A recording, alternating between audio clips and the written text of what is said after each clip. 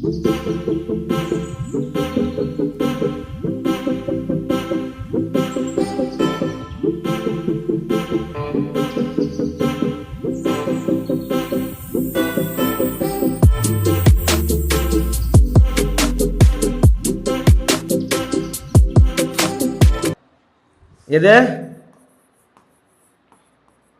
யார் ஆட்சி காலம்? சரிங்களா? யார் ஆட்சி காலம் அப்போ? 1981. பாருங்க, பார்த்துட்டு கமெண்ட்ஸ்ல கீழே போடுங்க. சரிங்களா? எதுக்காகனா உங்களுக்கு இந்த மாதிரி ஆட்சி காலத்தை நீங்க பார்க்கணும் அப்படின்னா எப்பயுமே பழைய ஆட்சி காலத்துல நம்ம முன்னாடி வரக்கூடாது. சரிங்களா? 79 யார் ஆட்சி பிடிச்சது? தெரியுது? அண்ணாவா? அதுக்கப்புறம் யார் இருந்திருப்பாங்க? எதுக்காகனா ஒரு ஆட்சி இருந்தது நம்ம முன்னோக்கி போனோம்னா நம்மளால கண்டிப்பா கொஞ்சம் ஸ்ட்ரகிள் ஆகுது. அதுக்காக நீங்க என்ன பண்ணணும்? பின்னாடி இருந்து போனோம். இப்போ ஆட்சி யாருது? திரு ஸ்டாலின் அவர்கள். சரிங்களா? அதுக்கு முன்னாடி ஆட்சி காலம் யாரு? திரு எடப்பாடி பழனிசாமி அவர்கள். அதுக்கு முன்னாடி செல்வி ஜெயலலிதா அவர்கள். அந்த மாதிரி நீங்க ரிவர்ஸ்ல எழுதின்னு போனோம். சரிங்களா? இப்போ எப்படி இருந்தாலும் இந்த தேர்வு அட்டன் பண்றவங்க எல்லாருமே 18, 19, 20, 25 வயசுல இருந்து நிச்சயமா 40 வயசுக்கு உள்ள இருப்பீங்க. உங்களுக்கு இந்த 40 வயசு உங்களுக்கு பிரச்சனை கிடையாது. ஆனா 20 வயசு இருக்கிற நபர்கள் என்னன்னா இந்த மாதிரி நீங்க ரிவர்ஸ்ல எழுதிட்டு போனோம். எக்ஸாம்பிள்ஸ் பாத்தீங்கன்னா இப்போ இங்க எழுதுனா ரிவர்ஸ் 2026 5 வருஷம் 2021 யாரு? ஸ்டாலின். அதுக்கு முன்னாடி யாரு இருந்து? எடப்பாடி. அப்போ 5 வருஷம் 21 5 என்ன வரும்? 16 to 2021 எடப்பாடி. இந்த மாதிரி எழுதி பார்த்தீங்கன்னா உங்களுக்கு டக்குன்னு ஆன்சர் கிடைச்சிடும். சரிங்களா? அதுக்கு முன்னாடி உங்களுக்கு கான்ஸ்டியூஷன் நீங்கள் படிச்சிருந்தா உங்களுக்கு தெரியும். முக்கியமானதுமா தமிழக அரசினுடைய முதல்வர்களாக யார் இருந்தாங்கன்னு தெரிஞ்சுக்கணும். முக்கியமானது. அது கூட தெரியாமல் நம்ம தேர்வுக்கு போகிறது அர்த்தமில்லாத ஒரு விஷயம் தான். சரிங்களா? பார்ப்போம். அடுத்தது வாங்க. இது தஞ்சாவூரில் 1000 ஏக்கர் நிலப்பரப்பில் அமைக்கப்பட்டுள்ளது. இது கேட்பாங்கம்மா. இங்க பாருங்க எப்படி கேட்பாங்க. தமிழ் பல்கலைக்கழகம் எங்க உள்ளது கேட்பாங்க. எங்க உள்ளது? 1 தஞ்சாவூர். தமிழ் பல்கலைக்கழகம் அமைந்துள்ள இடம் எத்தனை ஏக்கரை உடையதுன்னு கேட்பாங்க. என்னது? 1000.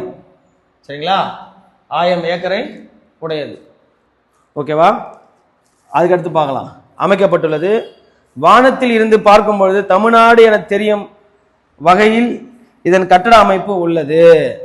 சரி, நம்ம வானத்திலிருந்து பார்த்தா எப்படி தெரியுமா? தமிழ்நாடுன்ற ஒரு கட்டட அமைப்பு இருக்கு. இது எங்கன்னா தஞ்சாவூர்ல இருக்கு, தமிழ் பல்கலைக்கழகம். சரிங்களா? அது முடிஞ்சிடும். இன்னொரு விஷயம், தமிழ்நாடு அரசு இருக்கும், நம்ம அரசாங்க அலுவலகங்கள்லாம் என்ன வார்த்தை இருக்கும்? சென்னை மாநகராட்சி அப்படின்னு ஒரு போர்டு எழுதிட்டு அந்த போர்டுக்கு ஒரு வாசகம் இருக்கும். ஓகேங்களா? இது வந்து சென்னை மாநகராட்சி போட்டு இங்க கீழே வந்து ஒரு வாசகம் இருக்கும். என்ன வாசகம்னா, இந்த கொஸ்டின் வந்து டிஎன்பிசியில் கேட்டாங்க. வாழ்க தமிழ் 1, 2வது வளர்க தமிழ், 3வது தமிழ் வாழ்க. இந்த மாதிரி ஆப்ஷன் கொடுத்துட்டாங்க. அதுல என்ன ஆன்சரு? இதெல்லாம் கொஸ்டின் தான் கேட்டாங்க. என்ன இருக்குன்னா தமிழ் வாழ்க. இதுதான் கரெக்டான ஆன்சர். சரிங்களா? எல்லா அரசுடைய ஒரு அந்த முகப்பு பலகை இருக்கு இல்லையா, அந்த முகப்பு பாருங்க தமிழ் வாழ்கன்னு இருக்கும். சரிங்களா? இது மாதிரி நோட் பண்ணிங்க. இது கூட சேர்ந்து படிக்கும்போது இது நம்ம ஒன்று படிக்கிறோன்னா அது சம்பந்தமா அது ரிலேட்டட் என்ன இருக்கோ அதை நம்ம படிச்சிடணும். சரி, ஓகே, வாங்க. சரி, இந்திய நாகரிகத்தின் பண்பாட்டு கூறுகள் அனைத்தையும் விரிவாகவும் ஆழமாகவும் ஆராய வேண்டும் என்பதே இப்பல்கலைக்கழகத்தின் நோக்கம். எப்படி கேட்பாங்கன்னா, தமிழ் பல்கலைக்கழகம் அந்த நோக்கம் என்னன்னு கேட்பாங்க. என்னது? இங்க பாருங்க, இந்திய நாகரிகத்தின் முக்கியமானதுங்க, வெரி வெரி வெரி இம்பார்ட்டன்ட். சரிங்களா?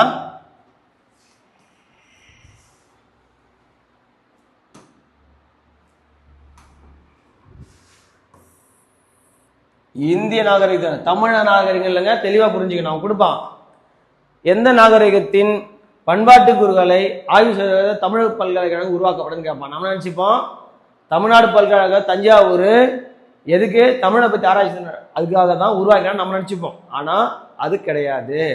என்ன கொடுத்துருக்காங்க? இந்திய நகரத்தின் பண்பாட்டு கூறுகள் அனைத்தையும் விரிவாகவும் ஆழமாகவும் ஆராய வேண்டும் என்பதே இப்பல்கலைக்கழகத்தின் நோக்கம். இந்த நோக்கத்துக்காக தான் இது உருவாக்கியிருக்காங்க.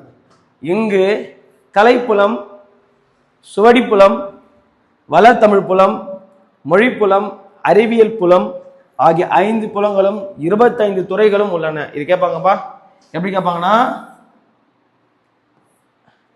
தஞ்சை தமிழ் பல்கலைக்கழகத்தில் எத்தனை புலங்கள் உள்ளது? சரிங்களா? அதுக்கப்புறம் 5 புலங்களும் 25 எத்தனை துறை உள்ளதுன்னு கேட்பாங்க. 5 புலம், சரிங்களா, 25 துறை. இது ரொம்ப முக்கியமானது. எதுக்காக சொல்றேன்னா, கலைப்புலம், சுவடிப்புலம் எது சொல்றாங்க இல்லையா, இது என்ன சொல்றது, நம்மளுடைய தமிழ் சம்பந்தமா என்ன சுவடிகள் உள்ளது, சரிங்களா, ஓலைச்சுவடி சொல்றாங்க. அது மாதிரி கலை சம்பந்தமானது. கலைப்புலம், சுவடிப்புலம், வளத்தமிழ் புலம், மொழிப்புலம், அறிவியல் புலம், சயின்ஸ், மொழின்னா என்ன சொல்றது, அதாவது லிட்ரேச்சர்ஸ், சரிங்களா, ஆகிய 5 புலங்களும் 25 துறைகளும் உள்ளன. இதுல ஒவ்வொரு லைனும் ஒரு கொஸ்டின்ஸ், மறக்கவே மறக்காதீங்க. இப்பல்கலைக்கழகம் தமிழ் மொழி ஆய்வுகள் செய்வது மட்டுமின்றி சித்த மருத்துவத்துறை மூலம் பொதுமக்களுக்கு பயனுள்ள வகையில் மருத்துவ தொண்டு செய்து வருகிறது. இந்த பல்கலைக்கழகம் என்ன பண்ணுதுன்னா, சித்த மருத்துவம் கேட்பாங்க, சித்த மருத்துவத்துறையும் பண்றாங்க. அதாவது என்னன்னா, தமிழ் மொழி ஆய்வுகள் அது இல்லாம சித்த மருத்துவத்துறை மூலமாக பொதுமக்களுக்கு பயனுள்ள வகையில் மருத்துவ தொண்டும் செய்து வருகிறது. இந்திய ஆட்சி பணி பயிற்சியாளர்